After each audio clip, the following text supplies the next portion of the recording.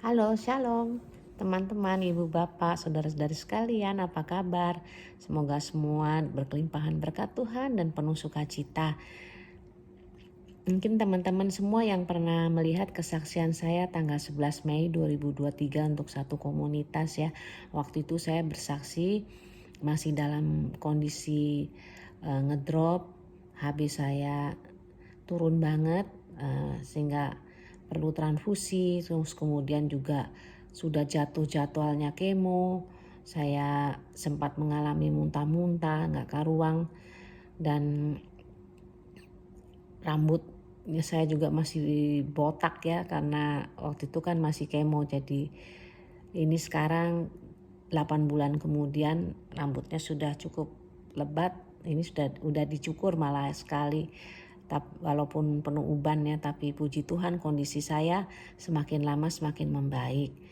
Jadi sebelum masuk rumah sakit, sebetulnya bulan April itu kan perut saya besar sekali seperti orang hamil 8 bulan. Saya sempat bilang sama suami saya, tolong difoto ya supaya nanti ini jadi perbandingan pada saat perut saya mengempis. Nggak tahu, saya punya berpikiran bahwa ini pasti mengempis perutnya. Pokoknya kesembuhan itu pasti diberikan Tuhan buat saya.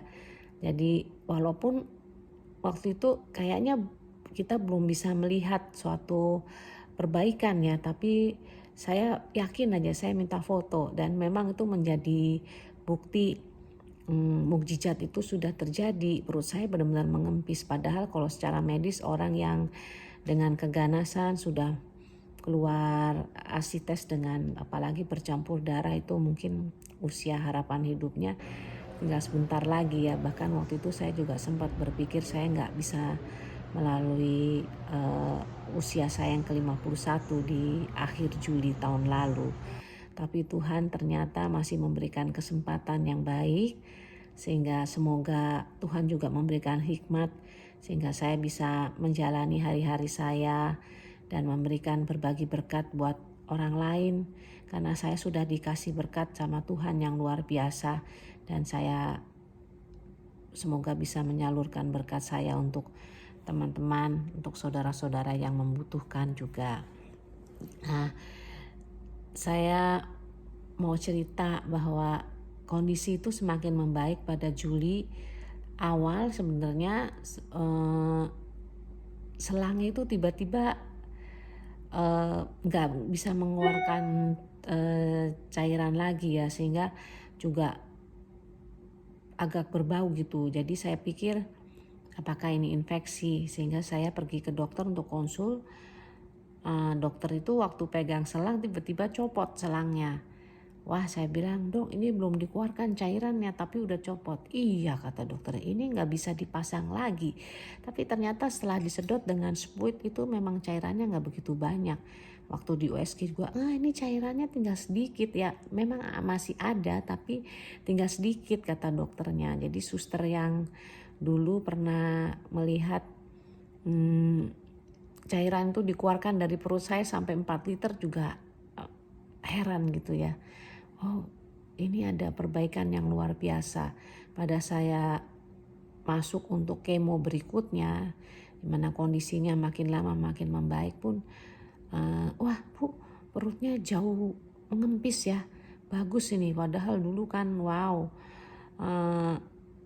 sampai ditunggu itu tiap hari 2 liter keluar, dan bukan cairan biasa ya, cairan yang bercampur darah. Jadi kalau kondisinya begitu membaik itu sangat signifikan. Semua dokter jaga yang melihat kondisi saya yang dulu buruk, melihat suatu perbaikan yang luar biasa, itu merasa aneh juga ya. Jadi itu berkat Tuhan. Jadi karena kondisi membaik, direncanakan tanggal 21 Oktober saya menjalani operasi untuk pengangkatan tumor, karena cairannya memang berkurang tapi tumornya itu tidak bisa mengecil. Jadi diperkirakan 15 cm atau ada yang 18 cm. Jadi harus diangkat karena kondisinya membaik. Dokter bedahnya berkolaborasi dengan dokter spesialis obstin dokter Bambang dan dokter Vivanto. Dokter Vivanto udah bilang, wah Bu, ini kita mesti menyediakan waktu 1 harian karena mesti bersih-bersih nih ya, debulking, tumor-tumornya ini yang kecil-kecil kita kan nggak tahu ada di mana aja. Jadi mesti dibuka, kalau sepahit-pahitnya nanti nempel di usus, kemudian mengalami di usus, ya ususnya mesti dipotong, kemudian disambung. Ibu nanti di anastomose lewat pengeluaran fesesnya nanti lewat dinding perut ya, nggak bisa lihat anus sementara. Tapi teman, itu adalah hal yang sangat saya takutkan. Sebelum dokter ngomong tuh saya udah membayangkan memang bakalan yang terburuk itu terjadi seperti itu, karena kalau dipotong ususnya pemulihannya pasti lama, pasti sakit, lalu saya pasti nggak bisa kemana-mana.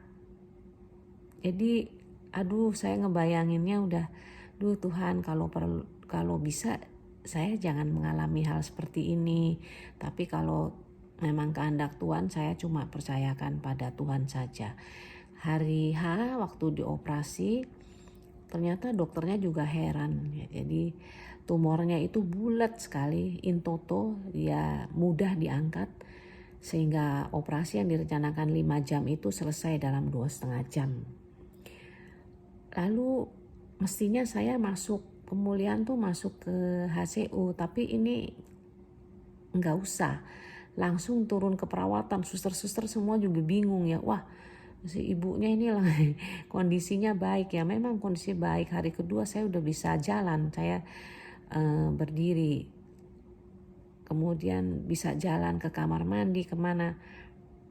Hari Sabtu dioperasi, hari Kamis saya udah bisa pulang, walaupun masih nenteng-nenteng drain sama kantong cairan ya, karena cairannya masih cukup banyak, lebih dari 100 mili, sehingga nggak bisa dicabut, nanti dicabutnya pas kontrol. Tapi ini pemulihan yang sangat cepat dan luar biasa. Di rumah sebulan saya bisa jalan mondar mandir, bahkan teman saya waktu itu datang ya menjenguk saya dan merayakan ulang tahun kawan saya waktu itu. Luar biasa, Tuhan mengirimkan orang-orang yang selalu memberi saya semangat. Lalu sebulan setelahnya bahkan saya udah bisa jalan untuk presentasi di gereja, lalu ikut kegiatan seminar. Jadi wah saya happy banget, karena tadi saya pikir saya perlu 3 bulan yang istirahat di rumah, gak ngapa-ngapain, dan keadaan begitu membosankan. Saya akan membebani keluarga dengan perawatan dan pokoknya merepotkan. Tapi ternyata saya udah bisa jalan gitu ya, udah bisa melakukan aktivitas sehari-hari dengan baik, dan kemudian juga menceritakan hal-hal baik yang saya alami, sehingga banyak orang yang terheran-heran kan kebesaran Tuhan dan pekerjaan Tuhan dalam hidup saya. Tapi sebulan setelahnya muncul lagi tumor di dinding perut kanan. Saya bilang, aduh ini baru diambil kemarin di sebelah kiri, apakah ini dokternya nggak ngelihat atau, tapi dia munculnya di dinding perut ya, jadi cepat sekali pembesarannya. Saya bisa memegang dan merasakannya, itu kira-kira sebesar telur bebek. Jadi heran kok bisa secepat itu. Jadi tapi dokter saya bilang sabar dulu ya, kita coba obat baru, obatnya diminum tiap hari. Nah saya nggak kuat tuh minum obatnya, mahnya melintir, sakit sekali sampai saya masuk UGD. Terus saya hentikan obatnya, saya bilang dok saya nggak kuat obatnya, ini benar-benar hantam emah, karena seperti ditusuk, lebih parah dari GERD. Bahkan waktu kemo aja saya belum pernah mengalami sakit seperti ini. Ini sakit sekali sampai tidak bisa tidur telentang. Jadi saya kalau tidur tuh duduk, sakitnya benar-benar kolik, sakit sekali. Jadi akhirnya diganti obatnya, Dan sebulan setelahnya eh, tumornya itu mengecil. Jadi benar-benar ya Tuhan itu wow, membawa saya sampai sejauh ini benar-benar luar biasa. Tapi teman-teman enggak semudah yang saya ceritakan karena kebimbangan-kebimbangan itu terus ada. Pada saat merasakan pembesaran tumor tuh saya pikir aduh apa Tuhan memang mau panggil saya kayaknya sudah sejauh ini masa mau kayaknya kok berakhirnya nggak happy ending gitu ya. Tuhan sudah membawa saya sejauh ini, sebetulnya rencana Tuhan itu apa? Saya kayaknya nggak sanggup lagi gitu kalau mesti mengalami seperti dulu, tumbuh lagi, operasi lagi, kemo lagi, kayaknya udah capek banget gitu. Terus Tuhan itu ngomong lewat firman-Nya dari ayat Yosua 10 ayat 25. Lalu berkatalah Yosua kepada mereka, janganlah takut dan janganlah tawar hati. Kuatkan dan teguhkanlah hatimu, sebab secara itulah akan dilakukan Tuhan kepada musuhmu yang kamu perangi. Jadi musuh saya ya keganasan ini. Saya bilang Tuhan musuh saya kegerang yang saya harus perang. Tapi saya gak bisa sendiri, kayaknya saya udah gak ada tenaga. Kalau saya mesti ulang lagi prosesnya di pertama, aduh saya capek. Saya gak bisa sesemangat dulu lagi ya. Saya udah mengalami kayak gak ada motivasi untuk benar-benar bangkit gitu. Apakah saya bisa? Tuhan itu jawab lagi dari ayat Keluaran 14 ayat 14. Tuhan akan berperang bagimu dan kamu tinggal diam aja. Wow, luar biasa ya. Jadi Tuhan tuh bilang udah kamu diam-diam aja. Karena Tuhan sendiri yang turun tangan untuk berperang. Jadi saya ingat waktu saya difoto suami saya bulan April waktu perut saya membuncit. Waktu itu juga saya nggak tahu apakah saya akan sembuh, apakah perut saya akan mengempis. Tapi saya bilang foto aja karena ini nanti buat perbandingan pada saat perut saya mengempis dan saya sembuh. Wah, berarti ini juga sama, saya nggak tahu ke depannya saya sampai umur berapa saya bisa bertahan. Apakah ini akan kumat-kumatan lagi? Apakah obat ini bisa menahan sampai berapa lama? Saya nggak tahu. Tapi yang saya tahu pasti bahwa rancangan Tuhan tuh yang luar biasa. Dan saya imani bahwa saya sudah sembuh. Saya sudah sembuh. Jadi saya cuma mau bilang aja sama teman-teman, saudara-saudari sekalian yang berbeban berat, yang punya problem, jangan pernah putus asa, jangan menyerah. Kita punya Tuhan itu luar biasa. Mungkin sifat manusia kedagingan pasti ada kebimbangan, tapi Tuhan itu gak suka orang bimbang. Dia akan memberikan kita hikmat supaya kita tuh sungguh-sungguh tetap mengharapkan, karena masa depan tuh sungguh ada ya. Tuhan sudah bilang masa depan tuh sungguh ada.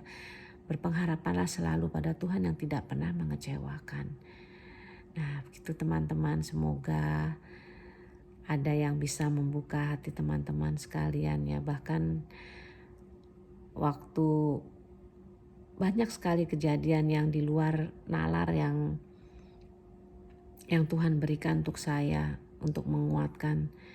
Bahkan dari teman yang dulu saya punya ayat emas Yesaya 41 ayat 10. Teman saya itu mau kasih saya souvenir atau bingkisan dan dia enggak tahu kalau saya punya ayat andalan itu ayat Yesaya 41 ayat 10 ya, karena di situ saya merasa dikuatkan. Tiba-tiba aja dia mau kasih souvenir yang tulisannya ayat seperti itu, persis seperti itu. Jadi waktu terima tuh saya juga kaget, dia juga kaget karena kita saling bertukar cerita.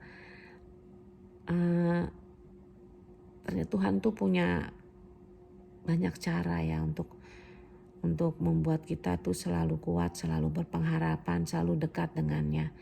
Jadi Bapak Ibu sekalian, teman-teman sekalian, saudara-saudari, berpengharapan teruslah pada Tuhan Yesus karena Dialah yang sungguh-sungguh menopang hidup kita.